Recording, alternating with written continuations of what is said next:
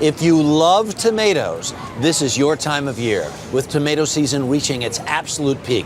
Tim Stark is the author of the book Heirloom, Notes from an Accidental Tomato Farmer, and he is with us live on the plaza this morning. Good morning. Hi. So great to Thanks for see having you. me. I've been reading your story and reading your books, and I've heard you on NPR, and you're one of the tomato gods. It's so great to meet you in person.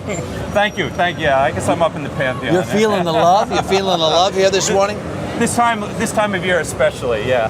This is so great. I want to just talk a little bit about heirloom tomatoes. These are the great tomatoes you get at your farmers markets. If you're lucky enough to have a good restaurateur in town who insists on getting these kinds of tomatoes, you're a writer by training, how'd you stumble into the tomato business? Yeah, well, I was a writer, and I was kind of a starving writer, and I started a garden sort of to feed the starving writer, and the garden just started to expand and sort of took over the writer, and so now I'm half writer and half farmer. So you're a real live tomato rancher from Pennsylvania now, Yeah, oh right? yeah. Big time stuff. 20,000 plants growing right now. And yeah. supplies restaurants here in New York City. New York Some of City, the best yep. restaurants in the city get their tomatoes from Tim. In fact, a lot of these are going to the Four Seasons today. Even as we speak.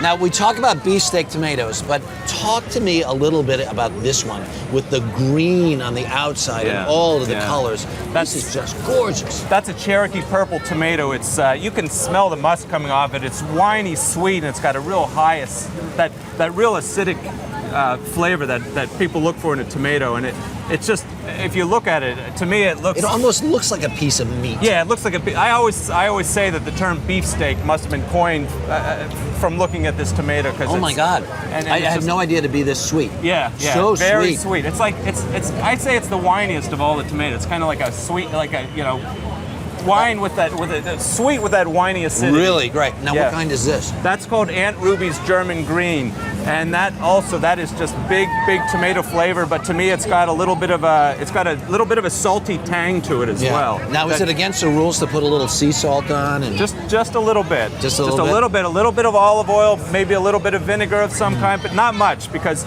a tomato in season is about the best thing in the world. And look at this. This almost looks like a Georgia O'Keeffe iris. Just look at how gorgeous the inside of that tomato is. Yeah, that's a red brandy wine, and that's if you're looking for that classic beefsteak flavor, this is the tomato, the one that you remember from when you were young and waded out into the garden and took a bite out of. And your advice to tomato shoppers is always buy the one that looks like it's been beat to death. Why? Well, these tomatoes don't hold up. They have a 2 or 3 day shelf life, and that's about it.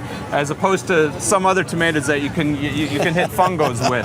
These you got to pick them and eat them very soon. Wow. Well, thank you very, very much for being with us today. We're so excited about these tomatoes. We're taking them all home with me later. Thanks so much. What a treat to meet you. Tim Stark is the author of Heirloom, Notes from an Accidental Tomato Farmer. And to read an excerpt from Tim's book, just log onto our Early Show website. That's earlyshow.cbsnews.com.